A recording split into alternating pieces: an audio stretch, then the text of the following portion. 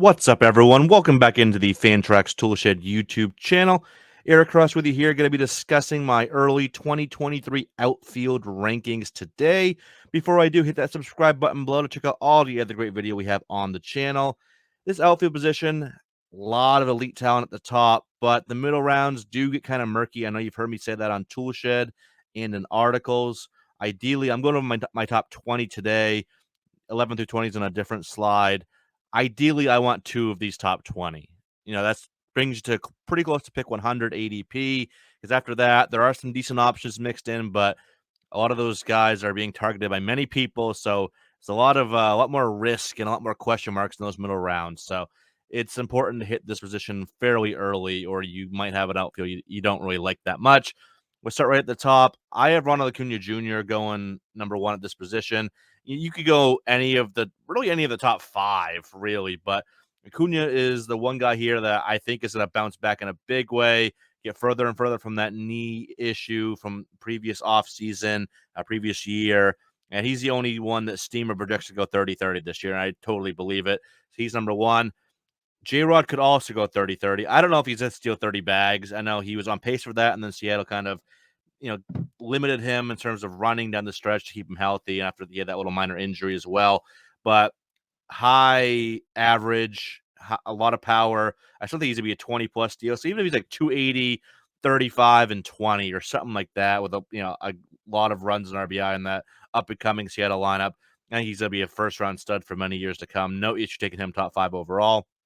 Aaron Judge, you could put him number one. He had the best year we've seen in a long time. 62 home runs, obviously high average, added some steals as well. I think he had 16 steals this past year, 264 combined run and RBI, high walk rate, K rate was kept in check relatively well. Who knows where he's going to end up, though? That's the big question. Is he back in New York? Does he go to San Fran, the Dodgers? Who knows?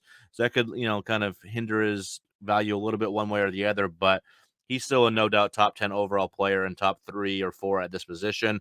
Kyle Tucker, you could move up a spot, would not have any issue with that. Obviously, everyone knows I love Kyle Tucker, always has.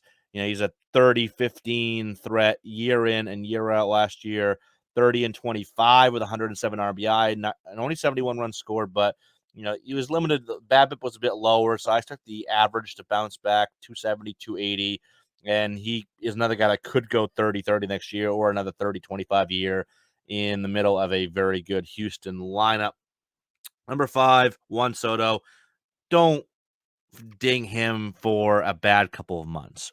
This is a generational talent, one of the best young players we've ever seen. When you're on a list with the likes of like Ted Williams and Babe Ruth and Barry Bonds and all that, at the age of 22, you do something right.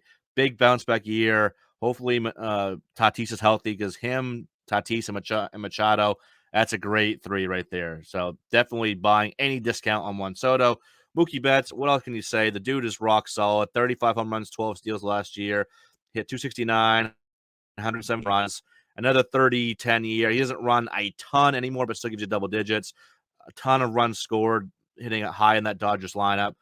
He's definitely no lower than top 8 at this position. Yordan Alvarez could be a few spots higher. He's maybe the best pure bat at this position, or maybe even in baseball. He has an argument to be made. 306, 406, 613 slash, 37 home runs, 97 RBI, and 95 runs scored, just 100 games.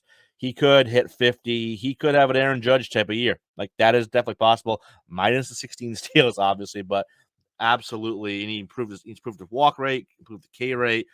Love Yordan Alvarez. Tatis, huge wild card. I talked about that in shortstop video here. Could be number one. He could miss the entire year again. We don't know with him.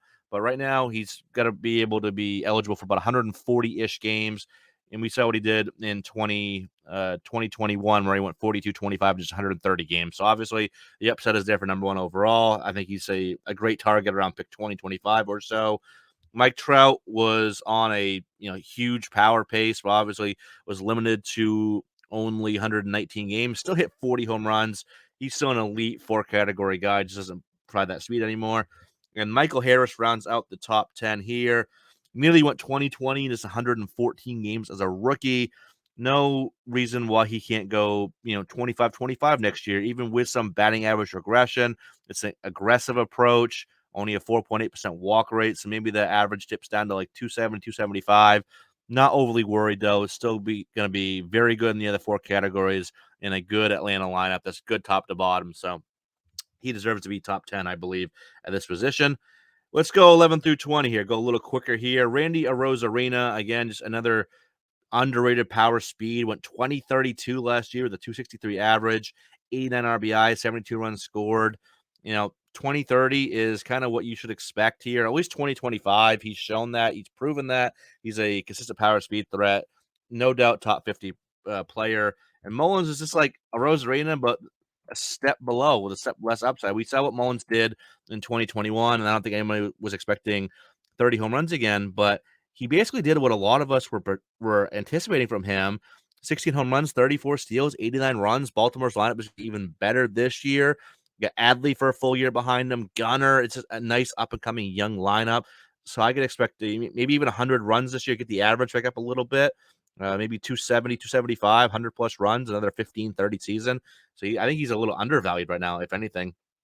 Dalton Varsho gets a little bit of a bump. Obviously, he has catcher eligibility as well, but he went 27 home runs, 16 steals last year with 153 combined runs and RBI.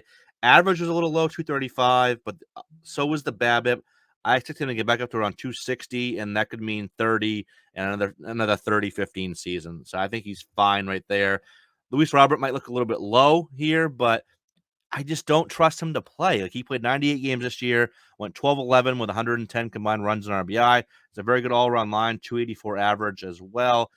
But just those injuries are always hampering him. He could be top 5 at this position, but until he does that, I can't keep ranking him up that high. Obviously, I'm a big Robert guy, but he needs to show me he can stay on the field. Corbin Carroll, I talked about in another video as well. Huge upside. 2025 this year would not surprise me. Like, he could be the Michael Harris of this year. Not surprising at all. So I'm fine taking him around 60 to 70 in redrafts. I think he could be a guy that finishes top 6 or 7 at this position. He's got that power speed. The hit tool is solid as well. I'm expecting a nice, very good rookie year from him. Eloy Jimenez at 16. Love the ADP for him in the 90 range. I would take him even higher than that. I would take him in the 60 range, and I already have done that. Look at what he did down the stretch. He's one of the best hitters in baseball down the stretch last year, but didn't get the recognition because what Judge was doing, Poole 6,700. The quality of contact is still elite. He needs to stay healthy, but he could be the Pete Alonso of the outfield. So he's worth taking a shot on back end top 100, especially if he's your outfield too. That would phenomenal outfield too. Luis Garcia, I tweeted about it earlier. One of, I think it was 7 guys to go 15-15 or better each of the last 2 years. Went 27-25 this past year with 101 RBI, 88 runs scored, and a 250, 300, 456 line. Obviously, he has a lot of risk. The approach is still very aggressive, but he did, cut the K rate a little bit, get the walk rate up a little bit. There was some improvements there. Obviously, the floor is a bit lower, but he's done it 2 years in a row now. So I'm kind of having a hard time dinging him too much. And yeah, he's not higher because of that approach and the floor, but he's one of the more consistent power speed threats in the game right now, and he's proven that. 18, Teoscar Hernandez. I don't see a massive drop going from Toronto to Seattle. Maybe a little bit of a drop from going from Toronto to Seattle, but I think he's gonna be fine. Can he stay on the field? He was limited to 131 games this past year, but he's 30 plus homer back, can give you 5 to 10 steals, solid amount of runs and RBIs, and an average and OBP that won't kill you. Or more so, the average OBP was a bit low, 316, but hit around 270 this past year. And if he can get 140, 150 plus games in that up and coming Seattle lineup, I think he'll be just fine. Marte, we're kind of getting a similar range here with all these guys that have talent but keep getting limited. He had 118 games for Marte this year, but still had 16 home runs, 18 steals, hit 292, had 76 runs and 63 RBI, hitting high in that New York Mets lineup. That is pretty good. So if he can give you 130 plus, he'll be worthwhile as a top 20 outfielder. Last but not least, I could have gone several different ways here. Almost changed to Brian Reynolds, who is 100% safer, and I might actually move him above in my rankings eventually. But I'll stick with George Springer for now. He's another one that just always seems to be a little dinged up. and he's been limited. He was 133 games this past year, but that was still a 267 average, 25 home runs, 14 steals, 89 runs, 76 RBI. So we know the potential is there for 25 plus, 15, and a good amount of runs and RBI.